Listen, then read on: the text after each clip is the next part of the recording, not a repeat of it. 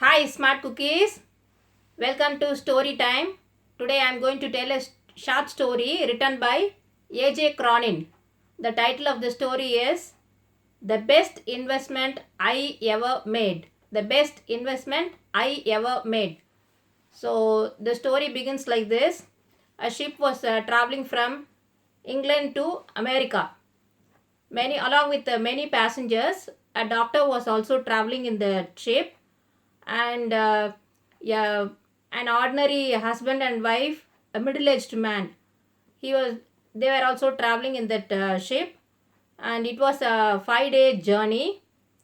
The first 4 days, the couple, the husband and the wife, they were talking about. They were staring at the doctor and talking about him to each other, but he was not dare enough to go to the doctor and talk to him.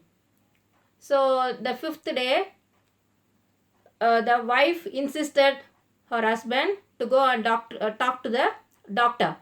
So the husband, named John, his name was John.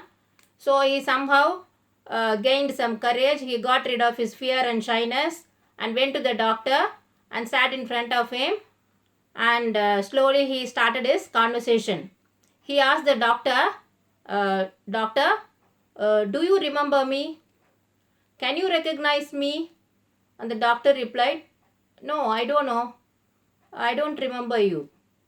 So immediately, the Mr. John, he started narrating his story. He told his flashback. That is 25 years back. It was the doctor who saved his life. He came into his life as a good Samaritan and saved his life. So he narrated what had happened in his life. Now the story goes like this. The doctor now starts narrating the story to the audience. So 25 years back, the doctor had just completed his medicine, and he was living in a small poor mansion, and he was also not having much money. He was also very poor, and he that time only had started earning a little money. So one night it was raining heavily. A police sergeant knocked at the door. He came to the doctor's house. He called for the doctor. He called the doctor. The doctor also came outside, and the police sergeant said, You please come along with me. You take your medical kit and you follow me. The police sergeant showed the torchlight the way to the doctor. It was very nasty, unhygienic. The roads were all slushy, and the police sergeant led to a very small house. An old, middle-aged woman was standing outside a small house. The doctor went inside the house. There, an 18-year-old boy was laid on a wooden bench, and he could smell the gas. So he understood the situation there, and he started giving his treatment to the boy. The boy was almost dead. He was lifeless. Then the doctor struggled very hard for 45 minutes, and he gave life to the boy.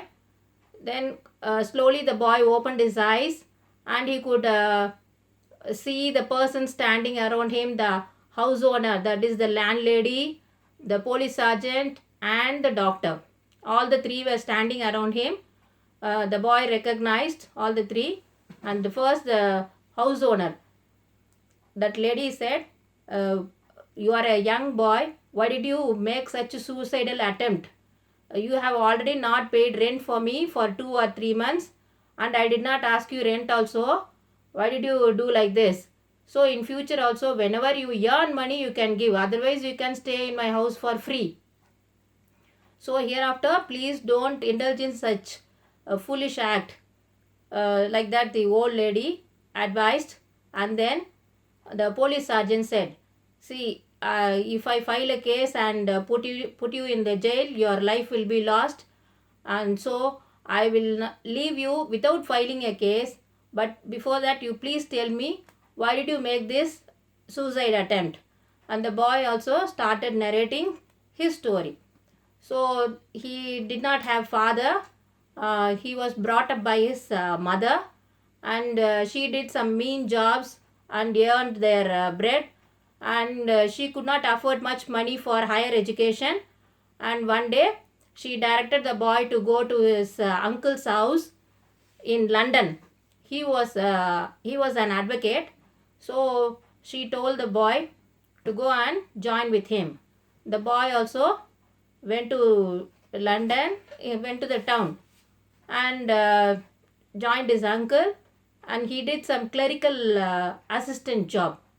So uncle also paid him for that, and in course of time the boy fell into bad company. He wanted to become prosperous soon, so he stole 7 pounds and 10 shillings from his uncle's money, and lost all that money in horse race. He thought he could, if he go and bet on horses, he could earn much money, but he lost all the money in horse race. And every day morning the uncle used to check the accounts. So the next day morning, if the uncle checks the account, he would be got caught, no? So the boy was much afraid, and so he had turned on the gas cylinder and made a suicide attempt. And this is the reason why I did so. So like that the boy explained to the police sergeant, okay, hereafter don't do such acts. I will leave you without filing any case on you. So you are very young, I don't want to spoil your life. So in future you try to be a good boy and become a good citizen. So the police sergeant advised him like that, and it was now then the doctor's turn. The doctor immediately took his wallet from his pocket and gave him 7 pounds and 10 shillings from his money. And he told the boy, see, before your uncle could check the accounts, you go and keep this money in his safe. So the boy also did like that, and afterwards he gained the knowledge from his uncle. He studied, he worked hard, and he too became a solicitor, and he too became very rich, but he could not repay the debt of the doctor. So what he did, he started a rehabilitation center, a reformation center for the youth who go to juvenile. See, when they come out from the jail, they will be cursed by the society. The people will tell him, once trained, there is a proverb called, once trained is trained forever, no? So once a person goes to jail and comes back, every person will abuse that person. They will not allow that person to live happily or peacefully. So the boy John, Mr. John, he helped those kind of boys and girls, and he gave life, a new life to such people, such guys who had committed small crimes. So this was the thing he had done for the society.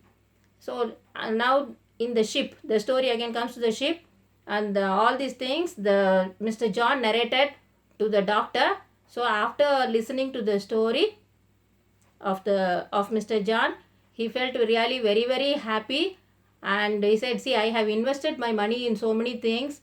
It was not, but I did not get any money. It was not multiplied. But in my lifetime, this is the best investment I ever made. So the story ends like this. So it was the beautiful, wonderful short story written by A.J. Cronin. The moral we get from the story is that if a boy or a girl does some mistake, we have to give chance for them to rectify their mistakes and live peacefully their life and to come up in their life. Like Mr. John, who helped the persons who went to juvenile to come up in their life and lead a very happy life. Thank you. Hope you have enjoyed the story. Meet you tomorrow with a new topic.